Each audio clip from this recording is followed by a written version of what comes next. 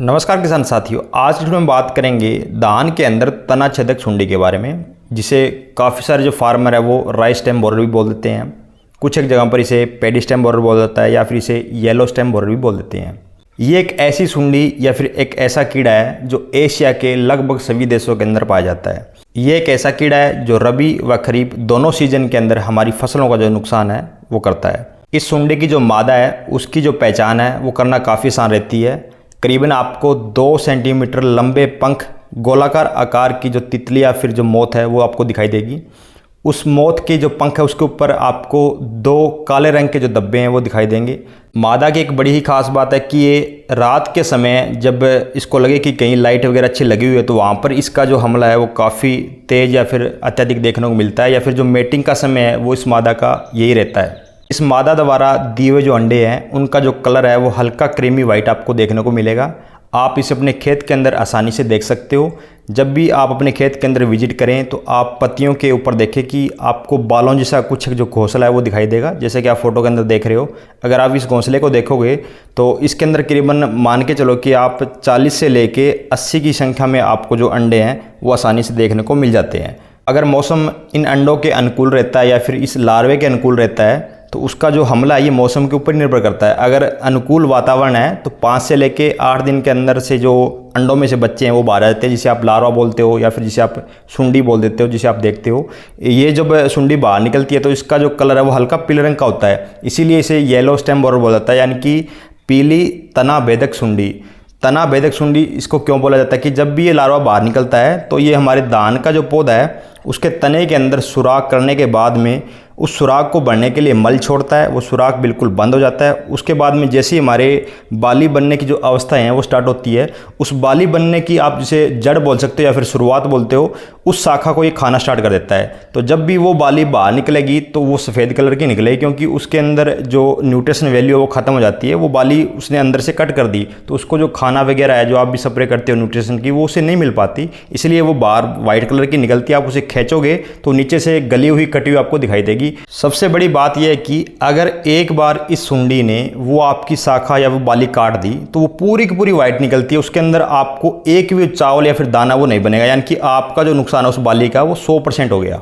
जब भी ये लार्वा या फिर ये जो सुंडी है वो नुकसान करती है तो इसकी जो औसतन लंबाई है वो 2 से लेकर 2.5 सेंटीमीटर के आसपास होती है और करीबन 30 से लेकर 40 दिन तक ये हमारे खेतों के अंदर नुकसान करती है। 30 से 40 दिन के बाद में इसके ऊपर हल्का हल्का जो कैप है वो आना स्टार्ट हो जाता है। 5 से लेकर 8 दिन के अंदर पूरी सुंडी के ऊपर वो जो कैप है वो आ जाता है, जिसे आप प्यूपा स्टेज बोलते हो। प्यूपा स्टेज के आने के बाद में ये हमारी जो सुंडी है खेतों में नुकसान नहीं करती। अब हम बात करते हैं कि कुछ एक खेतों के अंदर ये जो सुंडी है वो सबसे ज़्यादा अपना हमला क्यों करती है। अगर वो हमला करती है तो इसका जो नुकसान है वो हमें कितना % देखने को मिल सकता है। किसान साथियों, अगर आपने अगेती धान की जो किस्म है वो लगा रखी है तो वहाँ पर आपके यहाँ जो नुकसान है वो 1 से लेके 19% के आसपास देखने को मिलेगा। मैं 1% क्यों बोल रहा हूँ उसका जो रीज़न है आप ध्यान से सुन लेना। उसके बाद में जिन किसानों ने पिछेती बिजाई कर रखी है, यानी कि धान की जो बिजाई है वो लेट कर रखी है, लेट वैरायटी लगा रखी है, शॉर्ट टर्म वैरायटी लगा रखी है, उन खेतों के अंदर आपको 38 से लेके 40% तो जो नुकसान है वो देखने को मिल जाता है। 1% नुकसान उन खेतों के अंदर देखने को मिलता है जिन्होंने धान को कच्चा करने के लिए, गूढ़ा हरा रंग करने के लिए कोई एक्स्ट्रा जो ग्रोथ वाला प्रोडक्ट है वो नहीं डाला, या फिर ज़्यादा मात्रा में जो यूरिया वो नहीं दी है।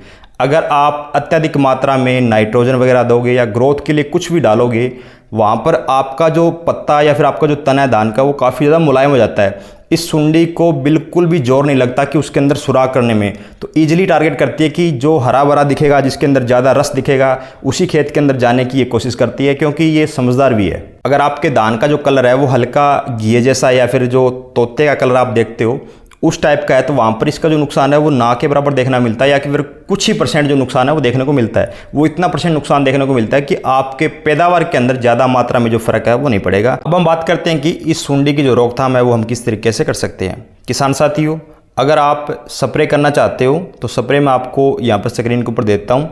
आप ये वाली जो स्प्रे है वो कर सकते हो। इनमें से जो आपको सस्ती लगे, जो आपके खेत के अंदर, आपके बाज़ार के अंदर आसानी से मिल जाए, उसे आप यूज़ कर सकते हो। प्रति ml डोज मैंने आपको यहाँ पे लिख दी गई है।